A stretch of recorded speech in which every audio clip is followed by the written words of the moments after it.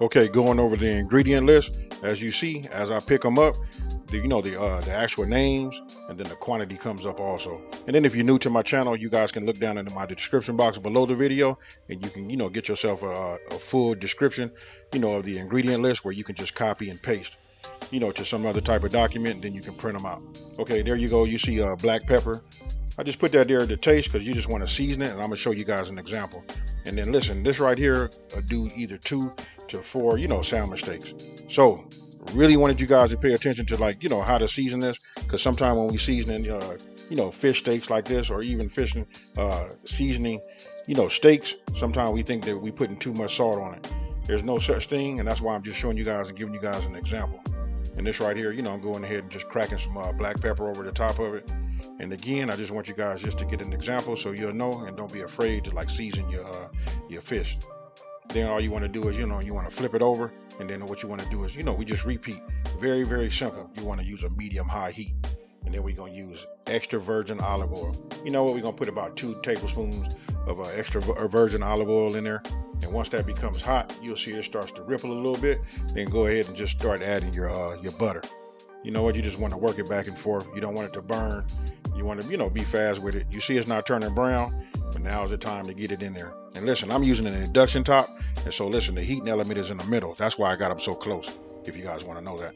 So I got them, right on top of the heat, in the center of the pan, so that they can go ahead and, cook evenly.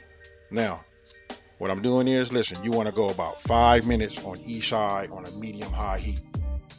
Real simple. Just like you cooking a regular ribeye steak or any other type of meat steak. It's really just that simple. It was almost funny for me to even make a video, but I just wanted to show everybody, because a lot of people, we talk about it and they say they just never ever make it. And my question is, like, why? When I really know why. It just looks intimidating, but super easy. Listen, 5 minutes on each side, and you can actually see where you can see that arrow at right there, how it just rises up. Once it gets halfway through where you can see the meat is cooked, then that's when we flip it over. And like I said, that's about 5 minutes. Now what you're seeing me doing is just adding all the ingredients to the cast iron skillet. And then, we got to be quick with it, because you just saw me add the minced garlic. That right there is tricky. We don't want to burn it.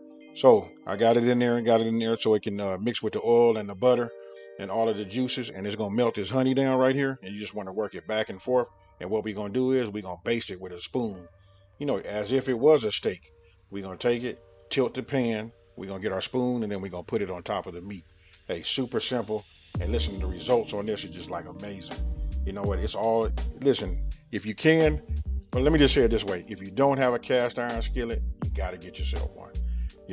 Listen, the flavors that come from that is it's amazing. Now, you just saw me just add my sprigs in there along with that butter. Listen, those sprigs, they bleed off into your juices, into that butter and that oil mix, along with that garlic that's soaking inside of that meat.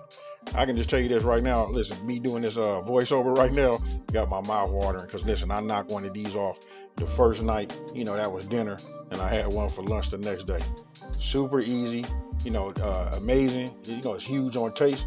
And listen, for you guys out there on that keto, this the recipe for you right here. So along with that fried cabbage that I did, hey, here's another one for you folks.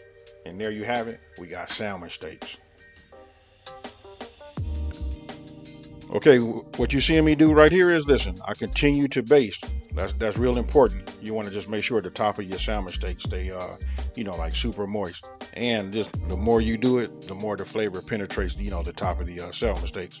After that, you're done. I went ahead and removed it from the heat, removed the heat element, and, just let it cool. And then I went ahead and just plated it. And there you have it.